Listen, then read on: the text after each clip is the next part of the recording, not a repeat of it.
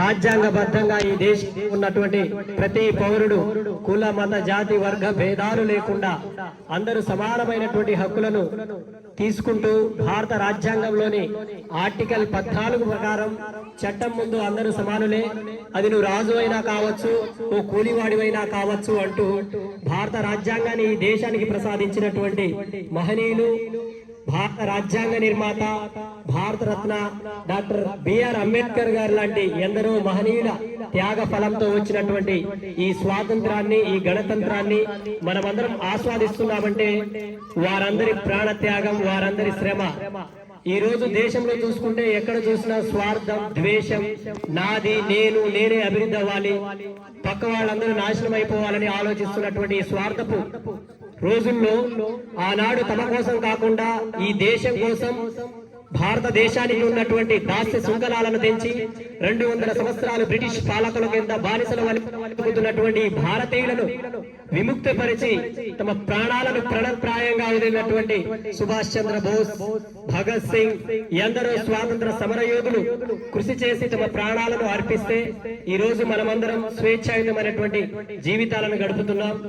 ప్రతి ఒక్కరూ కూడా రాబోయేటువంటి రోజుల్లో కేవలం ఇదొక సెలవు దినంగా భావించకుండా ఎందరో మహనీయుల యొక్క త్యాగాలను ఒక్కసారి స్మరించుకుంటూ ఈ యొక్క స్వాతంత్ర దినోత్సవం కావచ్చు, గణతంత్ర దినోత్సవం కావచ్చు ప్రతి ఏటా ఎందుకు జరుపుకుంటామంటే వారెందుకు ఈ రోజు ఈ కార్యక్రమాన్ని నిర్వహించుకుంటున్నాం, వారి త్యాగాలకు గల కారణాలేంటి, ప్రతి ఒక్కరు కూడా ప్రతి స్వాతంత్ర దినోత్సవం నాడు, ప్రతి గణతంత్ర దినోత్సవం నాడు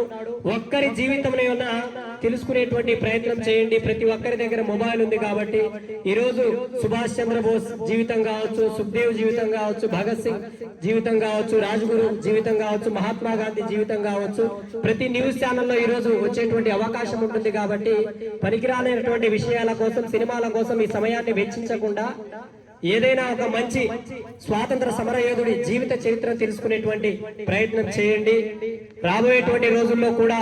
ఈ యొక్క స్వాతంత్ర